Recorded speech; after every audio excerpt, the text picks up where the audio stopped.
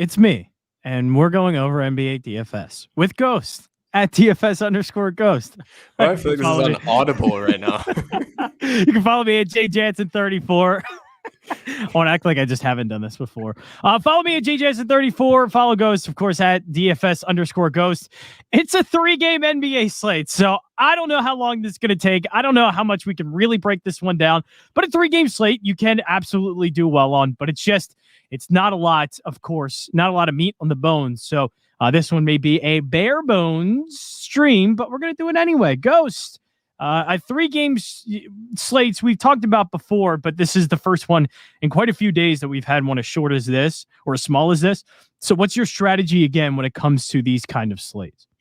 Got to plant your flag. Got to be able to take a direction. If you get lost in the sauce trying to cover all angles, as they say, or cover all possibilities, whatever the term is, you'll end up covering none and you'll lose all your money. So plant your flag somewhere. Don't want to do that. No, I like money.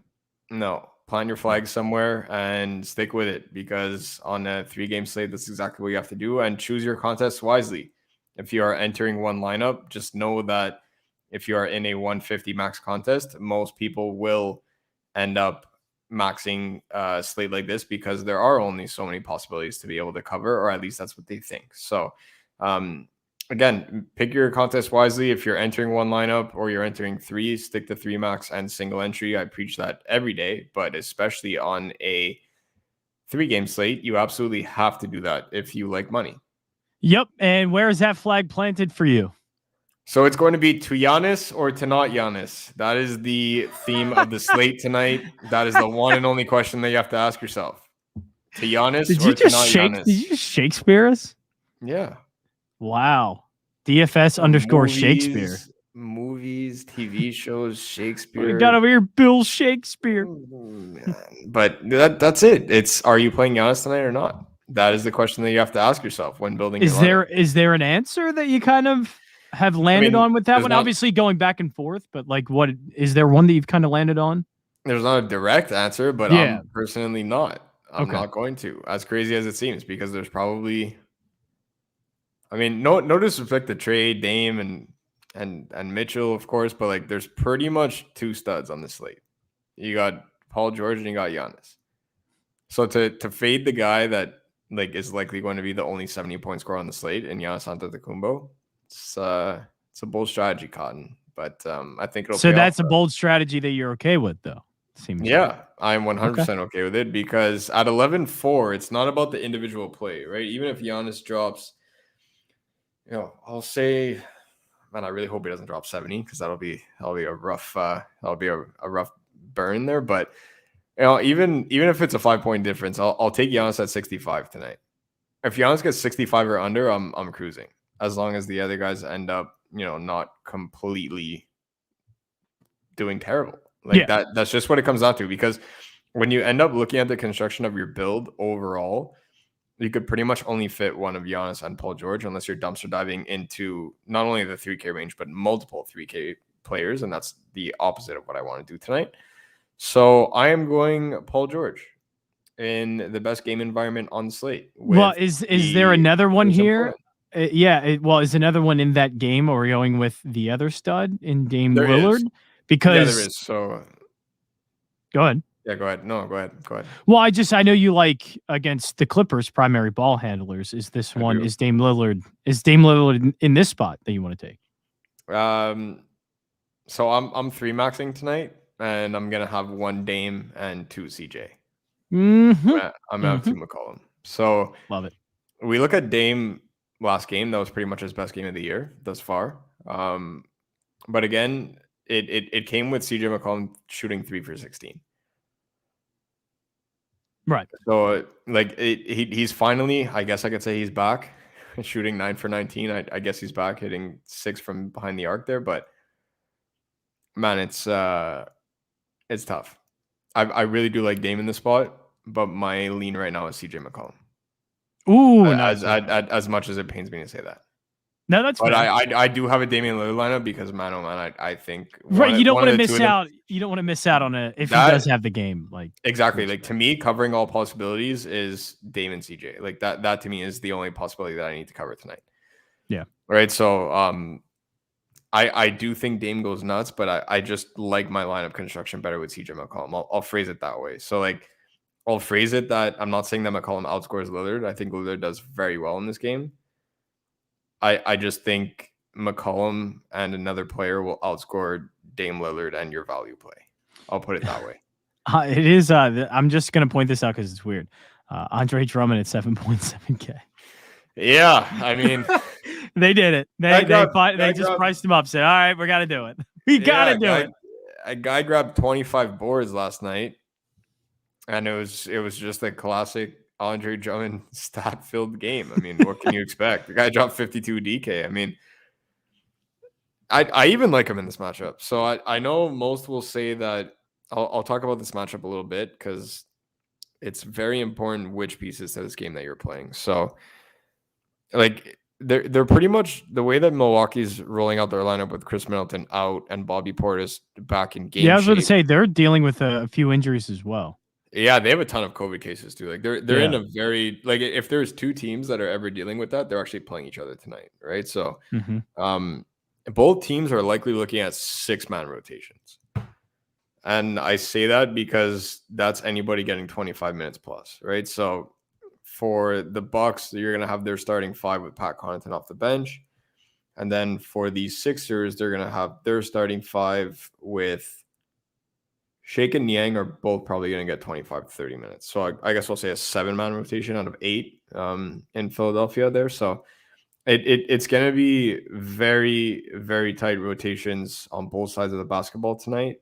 And you have to be able to get exposure to this game, but where do you want to get it? And for me, I actually really do like Andre Drummond tonight. And as much as his rostership is going to be through the roof, the way that Milwaukee's rolling out this lineup, 7.7K, you don't think that's going to? Yeah, it will be. Okay. No, it certainly will be. Right now, he's coming in roughly at what he was coming at last night. And last night he was, I think it was like 75% owned in tournaments there. So a little bit under my prediction of 84, but again, 75 is just absolutely bonkers. Now you put him on a 3-game slate. You can only imagine what it's going to be like tonight, but I really do like him in the spot because the way that Milwaukee's been kind of running the rotations and just the way that they are on the defensive side of the basketball, like they have Bobby Portis lining up at the 5, and they don't want to commit Giannis to an opposing center because that just takes away their entire defensive scheme, right? Like their whole scheme right now with Middleton out is that Giannis is always lurking in passing lanes, he's able to switch on you, and you definitely don't want to get a switch onto Giannis Antetokounmpo ever. So like the way that they're running it right now is that they'll let Portis kind of like, I don't want to say fend for himself, but they'll let him do as much as he can. And then Giannis immediately collapses to the basket. Yeah. So what that does is that the perimeter now is wide open. But I will never, ever play a primary ball handler against Jrue Holiday. So I am not playing Tyrese Maxey tonight. I don't care if he plays all 48 minutes. I'm not playing Tyrese Maxey. No, and there is a part here where we do maybe have to talk about the Sixers and fatigue as well, because this is, if I'm not mistaken, this is a back-to-back for them. They just played yesterday. They've been a short rotation for a few games now. He's played like 500 minutes in a week. Yeah, like Tyrese Maxey to me is one of those that's really going to suffer tonight because of fatigue. He's gassed, right? Like this guy is completely gassed. And like you saw him last night, like hands over knees, like pretty much begging Doc to take him out of the game, pretty much the end of that game. Most of the Sixers were done. He was one of them. He was absolutely cooked, right? So and now you got to put up with a pesky Jrue Holiday on the other side of the ball. Like that for me is going to be a no-go. I rather again go with Seth Curry's shooting. But to me, it's if it ain't broke, don't fix it. Yesterday I recommended 2 Sixers and 2 Sixers only. And that was Korkmaz and Drummond. I said, we absolutely need to lock these guys in. And both of them went nuts. They combined for 80 Draftkings points. Like, again, tonight, Kork played so many minutes last night, but it's going to be the same thing tonight because he's that stabilizer that no matter who comes in and out, he always seems to be left out there because of what he does in terms of spacing for that offense, right? So that's exactly what you need when you have Andre Drummond, when you have Joel Embiid. Like, you need spacing. So now you have Andre Drummond running high screens. If like get Max going, you have to have Andre Drummond running high screens. The guy operates at like a snail's pace, so he can't be running high screens ever. And then you get an all-ball defender like Drew Holiday, man. He's all NBA first team defense. Like, no, thank you. So that's gonna be a no from me. But I really do like Cork again, and I really do like Andre Drummond again. And I get it. The rostership number is high, and rightfully so. But you need pieces to the two. They're the two shortest rotations on the slate tonight, and it's not short where there's one guy out. Like, both teams are absolutely decimated with injuries and COVID cases. So I will be playing at least 2 76ers and at least 1 Milwaukee Buck, but I'm not playing Giannis in my main lineup, as bold as that is. And I just does that mean we're he going doesn't with drop 70. other Bucks here instead of Giannis? Yeah, I do like Grayson Allen, and I do I was like about to say Bobby I like Portis Grayson too. Okay, Yeah, I like Grayson Allen and I like Bobby Portis. Those are the two guys that I'm looking at the most. I Hey, know look, we got Seth enough on the salary. I'm just going through and more than enough to be able to do it, right? So like, and that it's kind of like, again, am I playing Giannis? No, I'm playing Paul George. So I don't need Paul George to outscore Giannis. I just need him to keep pace, because at that point, if CJ McCollum doesn't outscore Tyrese Maxey, like, that's something that I'm willing to live with, because that'll never happen 99 slates out of 100. CJ McCollum will outscore Tyrese Maxey 99 slates out of 100, right? So if that's what it comes down to, where $1,000 more for Giannis over Paul George covers $1,000 from McCollum to Maxey, that's okay. Like, I'm willing to live with that, right? So I think that the McCollum mid-range pair will be better than a so you're okay with Giannis basically combo. having one of those three studs? Yeah, you need at least one. I wouldn't say build without any of them. Oh, you need yeah, no, one. I'm not saying that, but you're okay. You're okay with just at least one of them. You don't need to have more than that. Yeah, I mean, I would say one, and I'm very comfortable with two. Like, my Damian Lillard lineup still has Paul George in it, and I'm very comfortable with it. Right? Okay, So my lowest value play is actually Anthony Simons. So like, I'm A-okay with going Dame and Paul George. Just, again, you can go Giannis and Paul George, and even Giannis to Paul George, you can't, like, at that point it's Giannis and McCollum. Yeah. And now you're not saying, oh, I'm playing Giannis. That's fine. Well, no, but you're also fading Damian Lillard, Trae Young, Donovan Mitchell, and Paul George, right? So it kind of goes hand in hand with whatever angle that you want to play it at. But that's the angle that I'm taking tonight. I really like Cork. I really like Drummond. I really like McCollum or Dame, either one, whichever one that you guys are comfortable with your build. The choice is up to you. Personally, I feel more comfortable with McCollum, but again, it's completely up to you guys what you end up looking, because I do think Damian Lillard has a great game. And Paul George. Are you going near that Utah-Atlanta game? Because it seems like a lot of Portland, it as much Clippers. As possible. Yeah, I was about to say, because it seems like it's pretty clear. Clippers, Portland, and also Sixers, Bucks. That those two seem like the very clear spots here. Right. So on a 3-game slate, I don't want to say that we can't apply our process of looking at the best game environments and eliminating the other ones there. It's only a 3-game slate.